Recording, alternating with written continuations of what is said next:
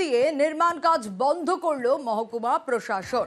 সমাজবাড়িতে বেআইনি কোপ, কিন্তু কেন, কি কারণে এই পরিস্থিতি তৈরি হলো, ঠিক কি কারণ, নবকুমারের কাছ থেকে জানতে পারবো আরো বিস্তারিত। নবকুমার, দেখো, বিষয়টা হচ্ছে যে সমাজবাড়ি, এটা 1830 সালে এই সমাজবাড়িতে দুটো মন্দির এবং নিয়ে যে সমাজবাড়ি তৈরি করেছিল মহারাজারা, সেই মহারাজাদের এস্টেটটা দেখভাল করতো বিশ্বাস পরিবার।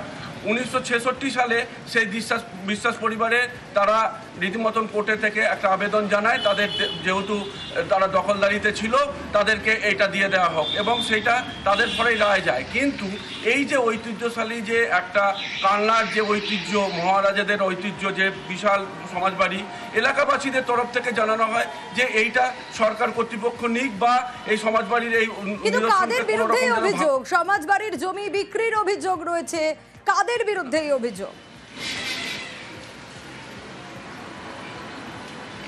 কিছু মানুষ তারা এই সমাজবাড়িকে দখল করে নিয়ে এবং তারা রীতিমতনভাবে সেটা তাদের নামে নথিভুক্তকরণ করে তারা বেচা কেনা শুরু করে দিয়েছে। এই বিষয়টা টোটালি বেআইনি।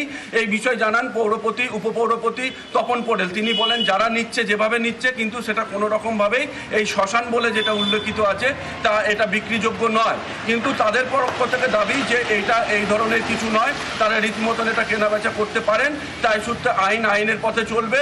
এই চারদিকে চাপানুতনের মধ্যে মহকুমার যে প্রশাসন তারা নোটিশ জারি করেছে, এটা কোনো রকম বিক্রি বা কোনো নির্মাণ ভাঙচুর কিছুই করা যাবে না বলে নোটিশ জারি করা হয়েছে। সোনিয়া,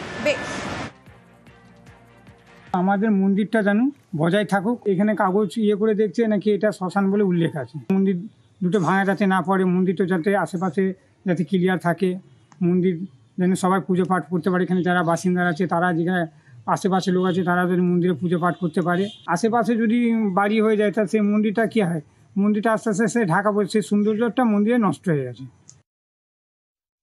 যদি আমার থেকে কোনো রকমের অসুবিধা হয় মন্দির কর্তৃপক্ষ, সেটা আমি বলেছিলাম যে আমি মাথা পেতে দেবো, আপনারা যেটা বলেন সেটাই হবে।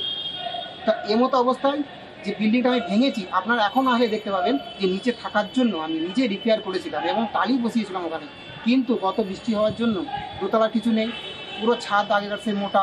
আপনি দেখবেন আসলে জলের জন্য ওটা আবার ভেঙে পড়ে এক সাইড আমার কর্নার, যার জন্য বিল্ডিংটাকে ভাঙা হচ্ছিল। ডাক নাম্বারগুলো মারবেন, আপনারা দেখবেন ওটা বাস্তু আছে না শ্মশান আছে না কবরস্থান আছে না আপনার সমাজ আছে। যদি থাকে তখন আপনারা বলবেন।